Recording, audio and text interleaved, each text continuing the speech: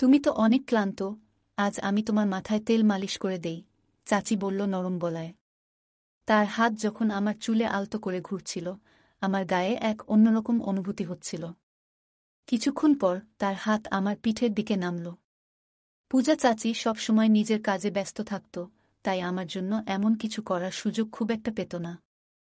কিন্তু সেদিন রাতে চাচি নিজের হাতে আমার মাথায় তেল মালিশ করছিল। মালিশ করতে করতে কখন যে ঘুমিয়ে পড়লাম টের পাইনি। সকালে ঘুম ভেঙে দেখি আমার শার্ট নেই, আর সে আমার পায়ের কাছে শুয়ে ঘুমিয়ে আছে। ওকে এভাবে দেখে মনটা ভরে গেল। তারপর যখন চাচি ঘুম থেকে উঠল, যখন আমার বাবা মা বিদেশে চলে গেলেন, তখন আমার জীবনে একটি নতুন অধ্যায় শুরু হল। মা বাবা আমার যত্ন নেওয়ার জন্য আমার চাচিকে আমাদের বাড়িতে থাকতে বললেন। চাচি, যার নাম পূজা, বয়সে প্রায় 40 এর কাছাকাছি ছিলেন। বয়স হলেও তার ব্যক্তিত্ব ও রুচিশীলতা ছিল মনোমুগ্ধকর। তার চালচলন, হাসি আর কথার ধরন সবকিছুই একেবারে আকর্ষণীয় ছিল। আমি তার দিকে মুগ্ধ হয়ে তাকিয়ে থাকতাম। সত্যি বলতে চাচি ছিলেন সত্যিই আকর্ষণীয়, তার মুখে সবসময় এক ধরনের অদ্ভুত হাসি লেগেই থাকত, আর চাচি যে আমার যত্ন নিতেন তা এক কথায় ছিল ভীষণ আলাদা। আমার প্রতি তার এমন একটি ভাবনা ছিল যেন আমি এখনও সেই ছোট্ট শিশু, যে প্রতিটি প্রয়োজনের জন্য অন্যের উপর নির্ভরশীল। তিনি আমার খাবারদাবার থেকে পোশাক পরিচ্ছদ সব কিছুতেই নজর রাখতেন, যেন আমার প্রতিটি ছোট বড় দায়িত্ব তারই ওপর। অনেক সময় তার এই অতিরিক্ত যত্ন আমার মনে প্রশ্ন জাগাত, কিন্তু সত্যি বলতে এর মধ্যে এক ধরনের স্বস্তি খুঁজে পেতাম। সকালে তিনি যখন আমাকে গোসল করার কথা বলতেন, তার কণ্ঠে এক আলাদা ভাব থাকত। বারবার তিনি নিজেই আমাকে গোসল করাতে চাইতেন, যেন বুঝতেই চাইতেন না যে আমি এখন বড় হয়েছি। বন্ধুরা, আজকের গল্পটা অনেক বেশি স্পেশাল, তাই কেউ মিস করো না। আর গল্পগুলো ভালো লাগলে ভিডিওটি লাইক, শেয়ার এবং চ্যানেলটি সাবস্ক্রাইব করো প্লিজ। একদিন চাচি আমাকে বললেন, তুমি ছোটবেলায় কতবার আমার কাঁধে উঠে খেলতে। আমি একটু লজ্জার পড়ে চাচিকে বললাম, চাচি, আমাকে এভাবে লজ্জা দিও না। কিন্তু তিনি থামলেন না এবং গোসলের সময় আমার দিকে তাকিয়ে রইলেন। আমার নাম কুনাল, আর আমার বয়স এখন 20 বছর। ছোট থেকে শুনে আসছি যে মায়ের পরেই চাচি ঠিক মায়ের মতো। এই কথাগুলো বরাবরই আমার মনে একটা প্রশ্নের জন্ম দিত, সত্যিই কি চাচি এতটা গুরুত্বপূর্ণ? তবে কখনো ভাবিনি যে চাচি আর আমার মধ্যে এমন কিছু ঘটবে যা আমি কল্পনাও করিনি। যিনি ছোটবেলায় আমার এত যত্ন নিয়েছেন, তার দৃষ্টিভঙ্গি কখন যে এতটা বদলে যাবে বুঝতেই পারিনি। একবার আমার বাবা মা 2 মাসের জন্য বিদেশে গিয়েছিলেন। মা বাড়ির দেখাশোনার জন্য একজন সহকারী পাঠিয়েছিলেন।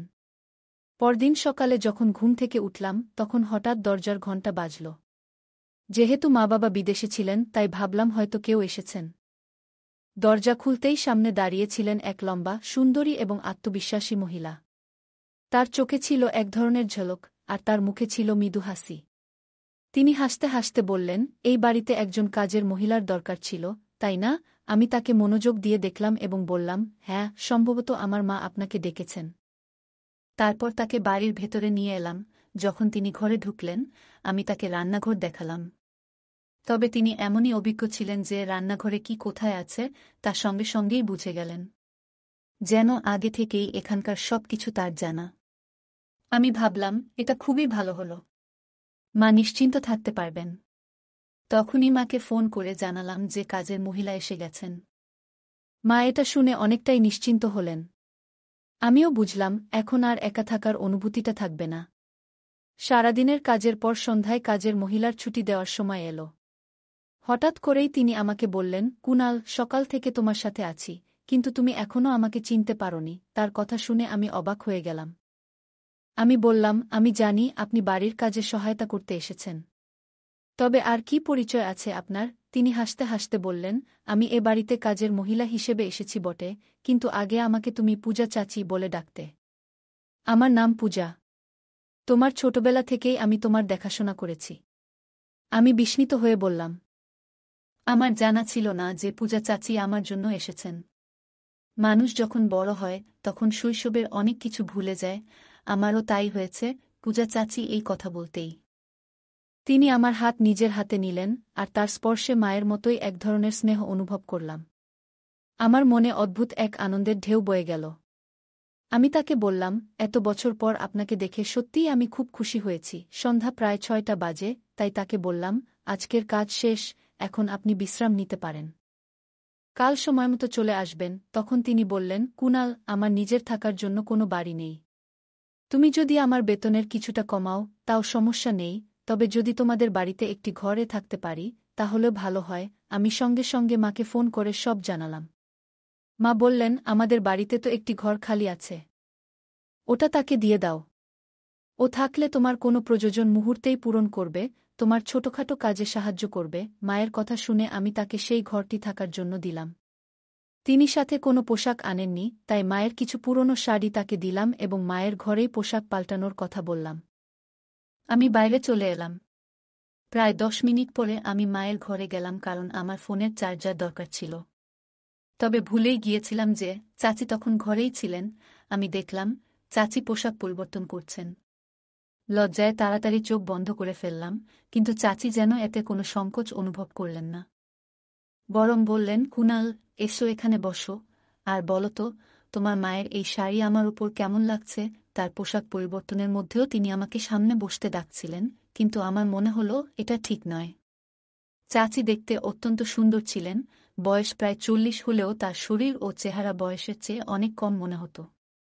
কিছুক্ষণ পরে তিনি মায়ের শাড়ি পরে ঘর থেকে বেরিয়ে এলেন, আর পুরনো শাড়িতেও তাকে চমৎকার দেখাচ্ছিল। এইভাবে কয়েকদিন কেটে গেল। পূজা চাচি প্রায় 10 দিন ধরে আমাদের ঘরের কাজ দেখছিলেন। একদিন তিনি আমার ছোটবেলার অনেক স্মৃতি শোনালেন, যেগুলো শুনে আমিও নিজের শৈশবে ফিরে গেলাম। সেই ছোট্ট ছেলেটা যে সব সময় মোবাইল নিয়ে ব্যস্ত থাকত, এবার নিজের ছোটবেলার কথা ভাবতে লাগল। চাচি মাঝে মাঝে আমাকে বেশ বিভ্রান্ত করতেন। কয়েকদিন পর হঠাৎই বললেন, কুনাল, আজ তোমাকে নিজ হাতে গোসল করিয়ে দেব। আমি বারবার না করলেও তিনি হাসিমুখে গোসল করানোর জন্য জেদ করছিলেন এবং বললেন, তুমি বরং আজকের সকালের নাশতায় কি হবে সেটা ভাবো। আমি গোসল করতে চাইছিলাম না, তবে শেষে শাওয়ার নিয়ে বের হলাম। দেখলাম চাচি আমার ঘরে বসে আছেন। তিনি বললেন, তুমি আমার হাতে গোসল করনি, কিন্তু এখন আমি তোমার ভেজা চুল মুছে দিতে চাই। আমি মাথা নিচু করে তাকে তোয়ালে দিলাম এবং তার সামনে বসলাম। তিনি স্নেহমাখা হাতে আমার চুল ঠিক করতে লাগলেন। চাচিকে আমি পরিবারের সদস্যের মতোই মনে করতাম, তাই তার সঙ্গে খুব স্বাভাবিকভাবে মিশতাম। বলতাম, এই ঘরটাকে নিজের ঘর মনে করবেন। আমার কথা তিনি মনোযোগ দিয়ে শুনলেন এবং আমাদের বাড়িতে এমনভাবে থাকতে শুরু করলেন যেন এটি তার নিজেরই ঘর। এক সন্ধ্যায় আমি বন্ধুদের সঙ্গে জন্মদিনের এক পার্টিতে যাচ্ছিলাম। তখন চাচি আমাকে জিজ্ঞেস করলেন, কোথায় যাচ্ছ? আমি বললাম, একটি পার্টিতে যাচ্ছি। তখন তিনি বললেন, তুমি আমাকে পরিবারের অংশ বলো, কিন্তু একা একাই চলে যাচ্ছ। কখনো আমাকে কোথাও নিয়ে যাওনি। আমি বললাম, ঠিক আছে, আমি আপনাকে নিয়ে যেতে রাজি আছি, তবে আপনি কি সেই আধুনিক পরিবেশে মানিয়ে নিতে পারবেন? তিনি সম্মতি দিলেন, আর আমি বললাম, মায়ের ঘর থেকে ভালো একটি শাড়ি পরে প্রস্তুত হয়ে আসুন। পার্টিটা দারুণ জমেছিল। যখন চাচি মায়ের ঘর থেকে সেজেগুজে বের হলেন, তাকে দেখে আমার চোখ জ্বলজ্বল করে উঠল। চাচি সত্যিই অপূর্ব লাগছিলেন, তার রূপ যেন এক নতুন জ্যোতি এনেছিল। আমি সবসময় ভেবেছিলাম তার বয়সের ছাপ পড়েছে, কিন্তু সেদিন তাকে দেখে মনে হল তিনি যেন আরও সুন্দর, আরও উজ্জ্বল। তিনি পুরো শাড়ি নয়, বরং আধা শাড়ি পরে এসেছিলেন এবং নিজেকে মডেলের মতোই সাজিয়েছিলেন। সাধারণ শাড়িতেও তিনি একদম অন্যরকম লাগছিলেন, যেন তার বয়স 40 নয়, আরও অনেক কম। চাচিকে সেদিন দেখে আমার চোখ লজ্জায় নিচু হয়ে গেল। তিনি হিল পরা অবস্থায় আমার দিকে আসছিলেন, হঠাৎই হিলের কারণে পা ফসকে গিয়ে তিনি আমার উপর পড়ে গেলেন। তার ঘ্রাণ আমার চারপাশে ছড়িয়ে পড়ল, আর আমি একটু অস্বস্তি অনুভব করতে লাগলাম। চাচি তখনও উঠে দাঁড়াচ্ছিলেন না, বরং আমার উপরেই ছিলেন এবং আমাকে শক্ত করে ধরে রেখেছিলেন। আমার মনে এক অদ্ভুত অনুভূতি কাজ করছিল। ঠিক সেই মুহূর্তে চাচি নিজেকে সামলে নিলেন, আর আমি যেন হুঁশ ফিরে পেলাম। আমি নিজেকে একটু সরিয়ে নিলাম এবং তাকে বললাম, আপনি এমনভাবে সাজগোজ করেছেন যে মডেলের মতোই লাগছে, কিন্তু হিল পরার দরকার নেই, নয়তো প্রতিটি ধাপেই আপনাকে সামলাতে হবে। তিনি হিল একপাশে রেখে মায়ের ফ্ল্যাট স্যান্ডেল পরে নিলেন। আমরা যখন বের হলাম, তখনও আমার চোখ চাচি উপরেই ছিল। পার্টিতে পৌঁছানোর পর আমার বন্ধুরা চাচিকে দেখে ভেবেছিল তিনি আমার বান্ধবী। তার উপস্থিতিতে এমন আকর্ষণ ছিল যে সবাই ধরে নিয়েছিল তিনি আমার সঙ্গী। চাচি এই ভুল ধারণা ঠিক করার বদলে আরও মজার পরিবেশ তৈরি করলেন। তিনি বন্ধুদের সকলকে বললেন, আমি কুণালের বন্ধু। পরে পার্টি শেষে তাকে জিজ্ঞাসা করলাম, আপনি এভাবে পরিচয় দিলেন কেন?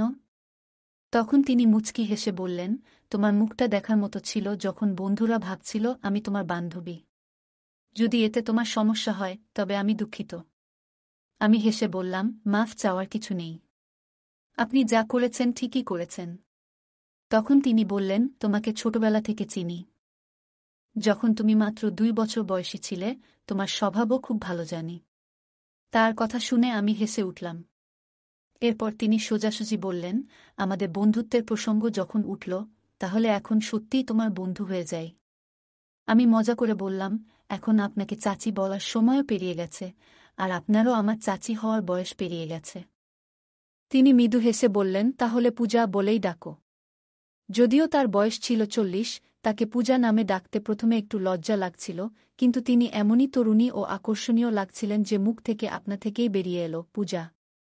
শব্দটি শেষ হওয়ার পর সে যেন নতুন নববধূর মতো লজ্জায় মুখ লুকিয়ে ফেলল। এরপর আমরা কথা বলতে বলতে বাড়ি পৌঁছালাম এবং দুজনেই ক্লান্ত ছিলাম বলে যার যার ঘরে চলে গেলাম। পরের দিন সকালে কলেজে যাওয়ার জন্য কোনো শার্টটি পরব ঠিক করতে পারছিলাম না। ঠিক তখনই মাকে ফোন করে জানতে চাইলাম কোনো শার্টটি পরা উচিত। ঠিক তখনই পূজা ঘরে ঢুকল। সে আমাকে ফোন রাখতে বলল এবং বলল, তোমার পূজা যখন বাড়িতেই আছে তখন মাকে ফোন করে জ্বালানোর কি দরকার?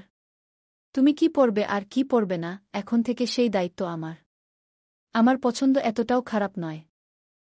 তারপর পূজা নিজের পছন্দের একটি শার্ট বের করে আমাকে দিল।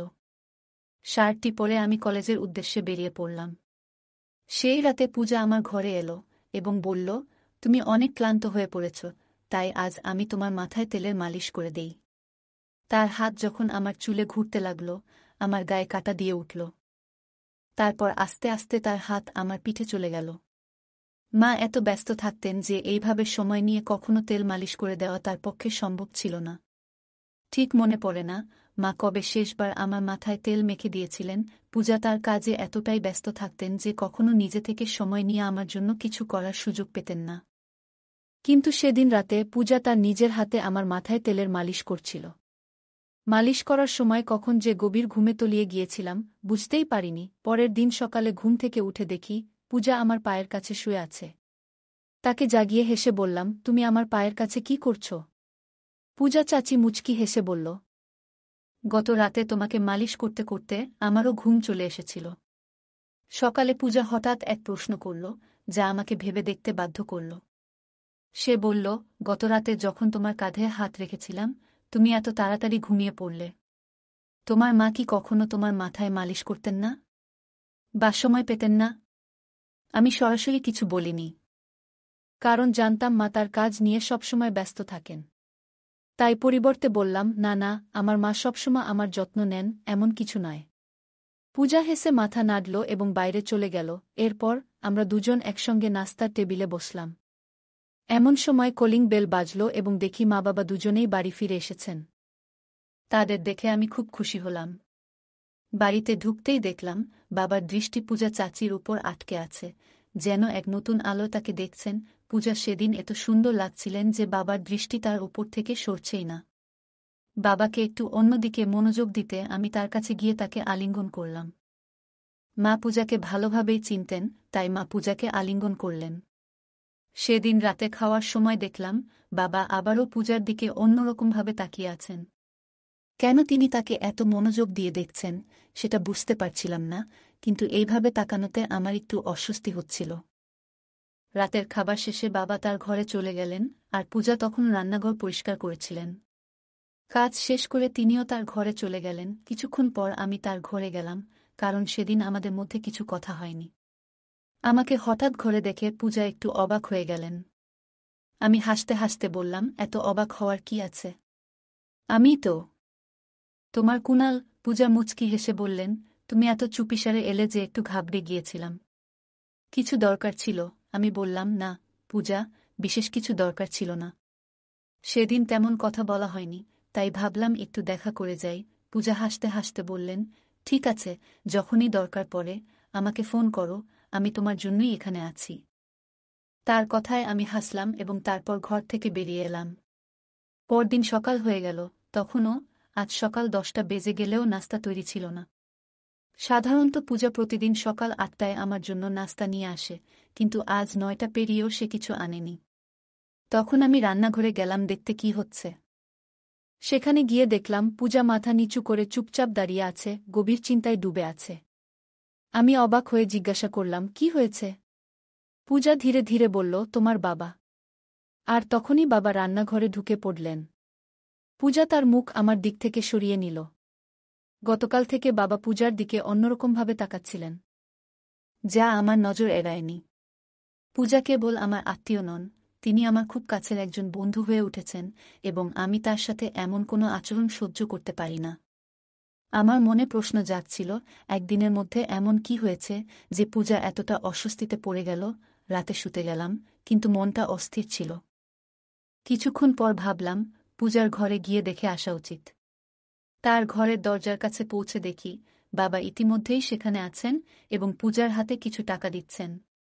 কেন হঠাৎ এত টাকা দিচ্ছেন সেটা বুঝতে পারলাম না, তবে মনে অস্বস্তি বাড়তে লাগল। সামনের দৃশ্য দেখে আমার মনে প্রশ্ন জাগল। পূজা বাবাকে বলছিল, যতক্ষণ না আমি কুণালের সাথে কথা বলবো আমি এই বাড়ি ছাড়ব না। আমার মনে হতে লাগল, হয়তো সে আমাকে ভালোবেসে ফেলেছে। আর দেরি না করে আমি সরাসরি তার ঘরে ঢুকে পড়লাম। বাবাকে জিজ্ঞাসা করলাম, আপনি এখানে পূজার সাথে কি করছেন? আমার প্রশ্ন শুনে মাও ঘরে এসে ঢুকলেন। আমাকে দেখে মা ও বাবার মুখের ভাব কেমন যেন বদলে গেল। মা বাবা আমাকে বলতে লাগলেন, তুমি নিজের ঘরে ফিরে যাও। আমি প্রতিবাদ করে বললাম, আমি আর শিশু নই। আমি জানতে চাই এখানে আসলে কি ঘটছে এবং আপনি পূজার সাথে কি করেছেন। ঠিক তখনই পূজা আমার কাছে এসে আমাকে জড়িয়ে ধরে কাঁদতে লাগল। সে বলল, কুণাল, এই বাড়িতে তুমিই একমাত্র ব্যক্তি যে আমাকে বোঝে। এখানে আসার পর থেকে তোমাকে অনেক কিছু বলতে চেয়েছি, কিন্তু কিছু কারণে চুপ ছিলাম। পূজার কথায় আমি অবাক হলাম আর তাকে আমার পাশে টেনে নিলাম। মা বাবার সামনে তাকে সান্ত্বনা দিয়ে বললাম, যদি কোনো নিরীহ মানুষের সাথে অন্যায় হয়ে থাকে আমি তা সহ্য করব না। তখন মা পূজাকে বললেন, তুমি চুপ থাকাই ভালো, আর এখান থেকে চলে যাও। কিন্তু পূজা উত্তেজিত হয়ে মায়ের দিকে তাকিয়ে বলল, আজ আর চুপ থাকব না। আমি কুণালকে সব সত্যি বলব। সে আমার দিকে ফিরে বলল, কুণাল, তুমি তোমার এই মা বাবার সন্তান নও। তোমার আসল মা তানিয়া, সে আমার বড় বোন। কয়েক বছর আগে সে এই বাড়িতে কাজ করত এবং দুজন যমজ সন্তানের জন্ম দিয়েছিল। তোমার বাবা তাদের একজনকে তোমার দত্তক হিসেবে নিয়েছিলেন, আর আমি এখন তোমার ভাইয়ের যত্ন করি। তোমাকে ভালোভাবে দেখাশোনা করার জন্য আমি এখানে আছি। এই কথা শুনে আমার মনে নতুন প্রশ্ন তৈরি হল। আমি পূজাকে দূরে সরিয়ে দিয়ে বললাম, আমি আপনার কথায় বিশ্বাস করি, আপনি আমার মায়ের মতোই, কিন্তু আমি নিজের জীবন নষ্ট করতে চাই না। আপনি যে বলছেন তারা আমার আসল বাবা মা নন, আমি তা মেনে নিতে পারি না। তাদের প্রতি আপনার অভিযোগ সত্যিই আমার ভালো লাগছে না, কারণ তারা আমাকে নিজের সন্তানের মতোই ভালোবাসা ও যত্নে বড় করেছেন। আমি সব জানলেও এতে আমার কোনো আপত্তি নেই, কারণ তারা আমাকে এমন এক জীবন দিয়েছেন যা আমি কখনো কল্পনাও করতে পারিনি। এরপর মা বাবা সিদ্ধান্ত নিলেন যে পূজাকে পুলিশের হাতে তুলে দেবেন, তবে আমার যমজ ভাইয়ের জন্য তাকে ক্ষমা করলেন, কারণ সে এখন পূজার কাছে রয়েছে। কয়েক বছর আগে পূজা আমার মা বাবার কাছ থেকে কিছু টাকা নিয়েছিল। আমার জন্মের পর আমার আসল মায়ের মৃত্যু হয়েছিল, আর পূজা তখন আমার বড় ভাইয়ের দেখাশোনা করছিল। কিন্তু দুর্ভাগ্যবশত সে ভাইকে সঠিকভাবে বড় করেনি। ভাই খারাপ পথে চলে গিয়েছিল এবং তার জীবন বিপদে পড়েছিল। সে চুরি করত, নানাভাবে মজা করত, আর এখন আবার আমার মা বাবার কাছ থেকে টাকা আদায়ের চেষ্টা করছিল। কিছু গয়নাও সে চুরি করেছে, কিন্তু তাতেও সে সন্তুষ্ট ছিল না। পূজা আমার মা বাবার কাছে 20 লাখ টাকার দাবি করেছিল, কিন্তু এবার মা বাবা তাকে স্পষ্টই না করে দেন। তখন সে তাদের হুমকি দিতে শুরু করে। মা বাবা তাকে কিছু টাকা দিয়ে বাড়ি থেকে চলে যেতে বললেন। পূজা আমাকে নিজের প্রতি বিশ্বাসী করাতে চেয়েছিল, আমাকে মায়ের ফাঁসাতে চেয়েছিল। কিন্তু তার আসল চেহারা প্রকাশ পাওয়ায় আমার মনের সমস্ত ভালোবাসা ফিকে হয়ে গেল। কয়েক বছর আগে আমার মা বাবা আমাকে দত্তক নেয়ার জন্য পূজাকে টাকা দিয়েছিলেন, কিন্তু সেই টাকা পূজা সঠিকভাবে ব্যবহার করতে পারেনি। সে আমার বড় ভাইকেও সঠিকভাবে বড় করতে পারেনি। যদি সময়মতো সে সেই টাকার মূল্য দিত এবং সঠিক যত্ন নিত, তাহলে হয়তো আজ আমার বড় ভাই ভালো পথে থাকত। কিন্তু পূজা না তাকে সঠিক শিক্ষা দিয়েছে, না তাকে সঠিক দিশা দেখিয়েছে। তাই মা-বাবা তাকে আমাদের জীবন থেকে দূরে সরিয়ে দেন এবং আমার বড় ভাইকেও দত্তক নেন, তাকে নিজের সন্তানের মতো বড় করেন। আমি আমার মা-বাবার প্রতি অত্যন্ত কৃতজ্ঞ, যারা আমাকে এবং আমার ভাইকে এত সুন্দর জীবন দিয়েছেন। যদি সময়মতো পূজার আসল চেহারা না জানতাম, তাহলে হয়তো তার মায়ের জালে পড়ে জীবনটা নষ্ট হয়ে যেত। কিছু মানুষ অর্থের লোভে সম্পর্কের মর্যাদা ভুলে যায়। সম্পর্কের মর্যাদা এবং সম্মান বজায় রাখা আমাদের জীবনের অন্যতম গুরুত্বপূর্ণ ও মূল্যবান নীতি। প্রতিটি সম্পর্কের একটি স্বতন্ত্র অর্থ এবং উদ্দেশ্য থাকে। সম্মান, বিশ্বাস এবং শালীনতা ছাড়া কোনো সম্পর্ক সত্যিকার অর্থে সুখ এবং সন্তুষ্টির উৎস হতে পারে না।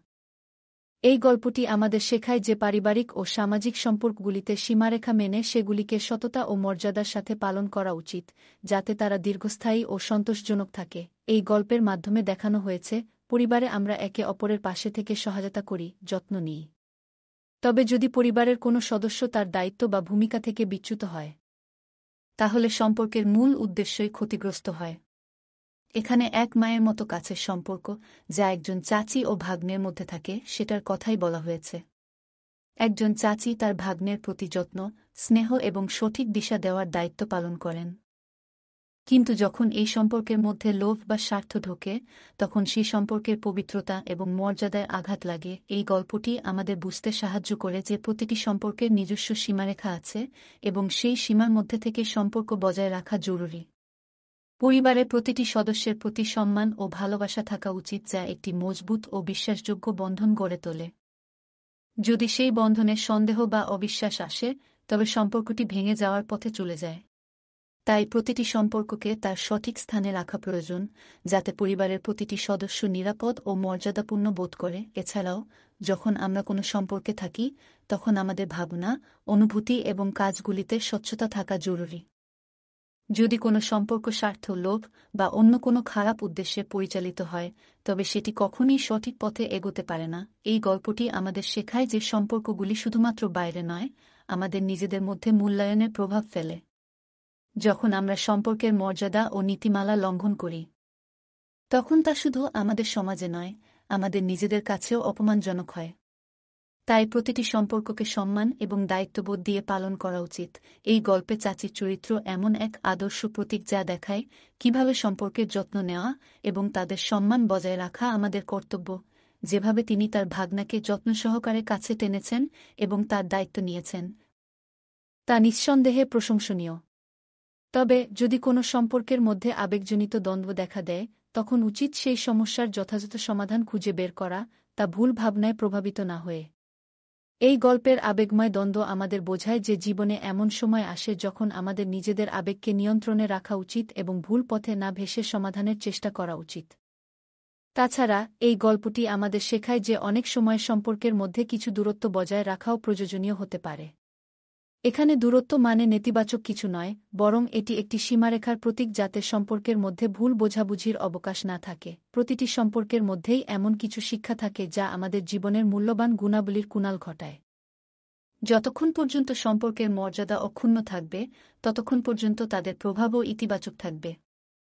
এই গল্পটি আমাদের শেখায় যে সম্পর্কগুলির মধ্যে শৃঙ্খলা এবং আত্মনিয়ন্ত্রণ রক্ষা করা কতটা গুরুত্বপূর্ণ। সম্পর্কের মধ্যে কোনো ধরনের অযথা আচরণ বা সীমা লঙ্ঘন কেবল সম্পর্কটিকেই নয়, আমাদের ব্যক্তিত্বকেও ক্ষতিগ্রস্ত করতে পারে।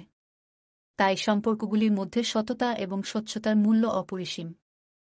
যখন আমরা সম্পর্কের সীমা এবং মর্যাদা বজায় রাখি, তখন আমাদের সমাজে একটি ইতিবাচক পরিচিতি তৈরি হয় এবং সম্পর্কগুলি সত্যিকারের আনন্দের উৎস হয়ে ওঠে। এই গল্পের মূল শিক্ষাটি হল, প্রতিটি সম্পর্কেরই নিজস্ব মর্যাদা আছে এবং তার প্রতি সম্মান দেখানো আমাদের কর্তব্য। যখন আমরা এই দায়িত্ব পালন করি, তখন জীবনে সুখ এবং শান্তি আসে। সম্পর্কের মূল্য শুধু একত্রে থাকার মধ্যে নয়, বরং সঠিক চিন্তা, সম্মান এবং সততার সঙ্গে তা পালনের মধ্যেই থাকে। তাই গল্পটি আমাদের বোঝায় যে সম্পর্কগুলিকে বুদ্ধিমত্তা, শ্রদ্ধা এবং সত্যের সাথে পালন করা উচিত, যাতে তারা সবসময় সুন্দর, সজীব এবং প্রেরণাদায়ক থাকে। এই গল্পের সারমর্ম এটাই যে প্রতিটি সম্পর্কের মধ্যে একটি সীমারেখা থাকে, যা তাকে পবিত্র এবং নিরাপদ রাখে। এই সীমারেখাগুলি মেনে চলা উচিত, যাতে আমাদের সম্পর্কগুলি যেমন মজবুত থাকে, তেমনি আমাদের সমাজে একটি ভালো এবং প্রেরণামূলক ভাবমূর্তি তৈরি হয়। বন্ধুরা, যদি এই গল্পটি ভালো লেগে থাকে, তাহলে দয়া করে ভিডিওটি লাইক করুন এবং আমাদের চ্যানেলটি সাবস্ক্রাইব করুন। পাশে থাকা বেল আইকনটি প্রেস করুন যাতে করে আমরা যখনই নতুন ভিডিও আপলোড করি তার নোটিফিকেশন সবার আগে আপনার কাছে পৌঁছে যায়। ধন্যবাদ, দেখা হবে আমাদের পরবর্তী ভিডিওতে।